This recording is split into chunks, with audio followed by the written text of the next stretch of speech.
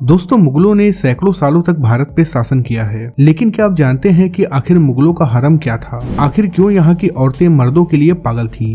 तो दोस्तों, आज की इस वीडियो में हम आपको मुगलिया हरम के बारे में बहुत सारी जानकारी देने जा रहे हैं। दोस्तों, मुगलों के रिवाज के मुताबिक केवल बादशाह या फिर चिकित्सक ही हरम के अंदर जा सकते थे। बादशाह हरम में रह रही किसी भी महिला के साथ संबंध बना सकता था, चाहे वो उसकी बीबी हो या फिर कोई और महिला, मगर उन महिलाओं को किसी अन्य मर्द को देखने की इजाजत नहीं थी। दरअसल मुगलिया हरम वो जगह थी जहाँ पे अगर एक बार महिला चली गई तो वापस वहाँ से निकल पाना बहुत मुश्किल था, या फिर यूं कहें कि नामुमकिन था। अगर आज की भाषा में बोला जाए तो ये एक ऐसी जगह थी जहाँ पे महिलाओं को किडनैप करके रखा जाता था। केवल फर्क इतना था कि यहाँ सभी प्रकार की सुख सुविधाएं मिलती थी। पर दोस्तों, एक सच्चाई ये भी है कि अगर हम किसी भी पंछी को पिंजड़े में कैद करके रखते हैं तो वो फड़फड़ाता जरूर है, साथ ही पिंजड़े से बाहर निकलने की भी भरपूर कोशिश करता है। मुगलिया हरम में रह रही महिलाओं का भी कुछ ऐसा ही हाल था। वो भी यहाँ से निकलने की चाहत रखती थी, मगर ये महिलाएं पंछी की तरह हरम में कैद होकर रह जाती थी। यहाँ रहने वाली महिलाएं बच्चों और महिलाओं के अलावा किसी को भी नहीं देख पाती थी। बादशाह के दीदार भी उन्हें कभी कभी ही हो पाते थे,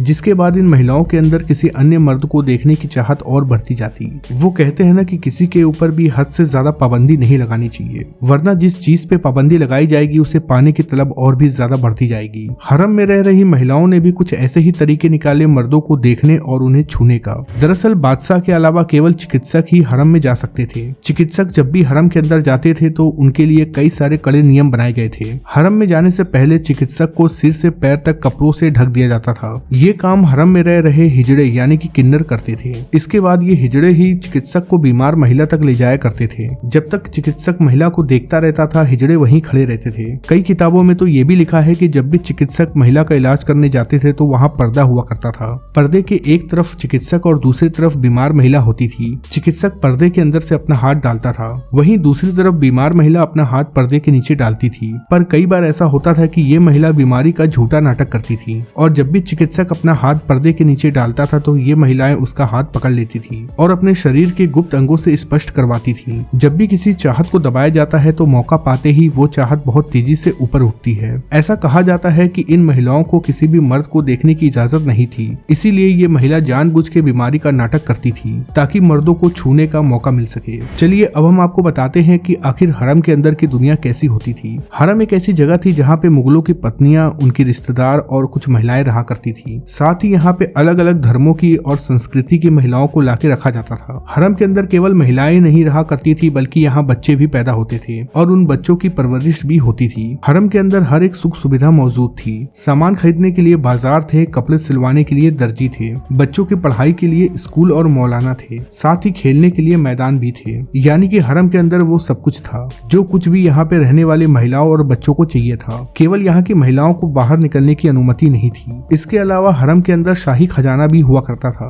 जहाँ जरूरी दस्तावेजों को रखा जाता था। कई बार बादशाह यहाँ पे अपना शाही काम किया करते थे, खास तौर पे वो काम जो गुप्त होता था, ताकि उन्हें ये काम करता हुआ कोई न देख सके। हरम में रहने वाले शाही परिवार के लिए हर दिन नए कपड़े आते थे। महिला नए कपड़ों को केवल एक बार पहनती थी, उसके बाद उन कपड़ों को उतार के दासियों को दे दिया जाता था। हरम के अंदर महिलाएं ऐशो आराम भरी जिंदगी गुजारती थी। उन्हें यहाँ केवल एक ही चीज की कमी थी, वो थी बाहरी दुनिया में खुल के सांस लेने की। यहाँ तक कि बादशाह के मरने के बाद भी उन्हें हरम छोड़ने की इजाजत नहीं थी। जब बादशाह की मौत हो जाती थी तो उनकी बीवियों को एक कमरे में ले जाया जाता था, जिसे सुहागपुर कहा जाता था।